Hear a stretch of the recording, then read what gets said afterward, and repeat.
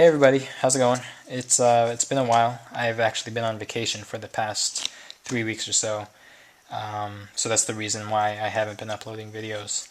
But I'm finally back home, and I got some really good stuff coming up pretty soon. So you can all look forward to that. For this video right here, I'm going to be doing a tutorial on my absolute favorite color change. It's called the ShapeShifter. And it looks a little something like this. I'll take the 2 of diamonds, for example, and just give it a little snap, and it'll change into the 7 of spades.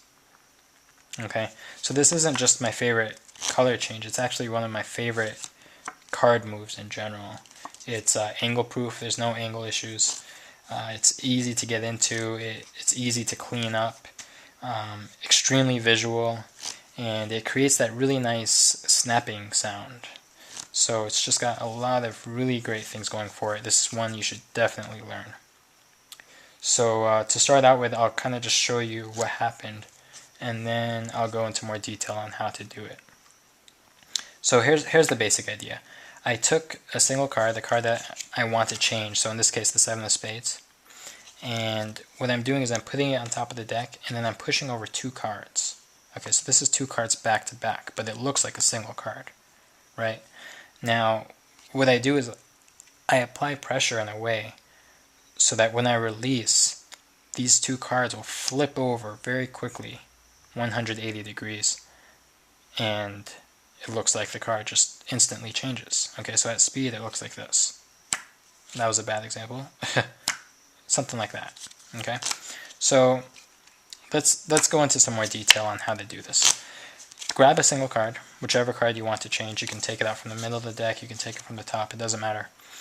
And the first thing I do is I flash it to the audience. So I turn my hand palm down, I turn it back palm up, and then I flip it over book style on top of the deck.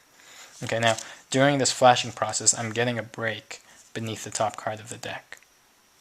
Alright, so flash, come back over, and flip on top of the deck. Then I just apply a little bit of pressure right on top to make sure that those 2 cards are now completely square.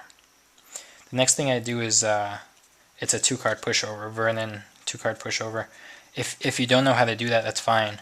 Instead, you can just come over from the back, lift up with your thumb, and then grip the 2 cards like this. So I got my thumb on the left side, middle ring on the right side, and first finger at the front edge.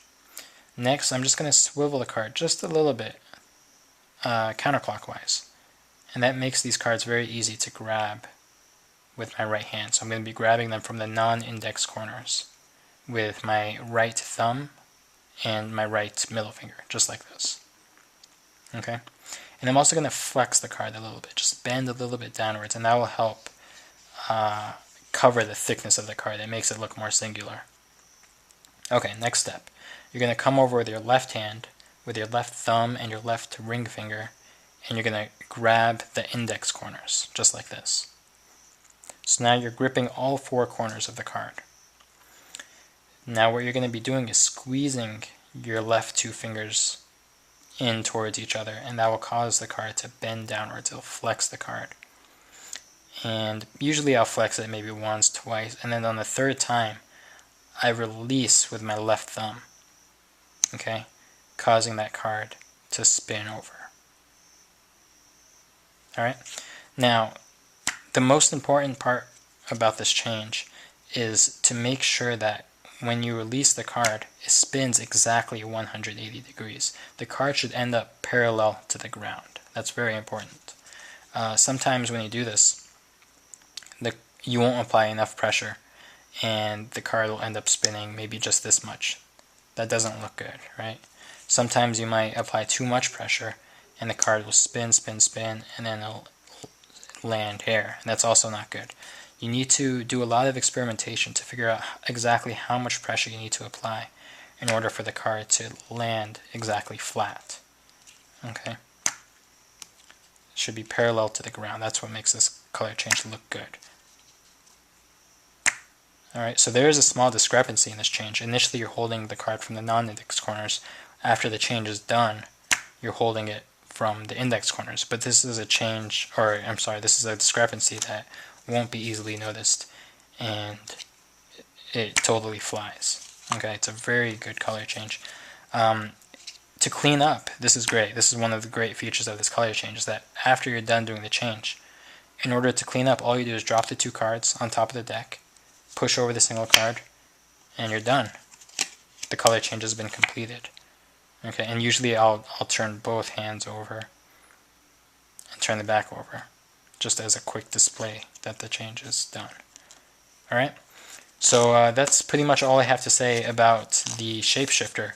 Just keep in mind that this is a gem, really. This is one of the best card moves there is. So practice it a lot. Please don't abuse it, don't overuse it. Use it when the moment's right. It's a very powerful thing you got here. So I hope you like that. Have fun, practice a lot, and take care.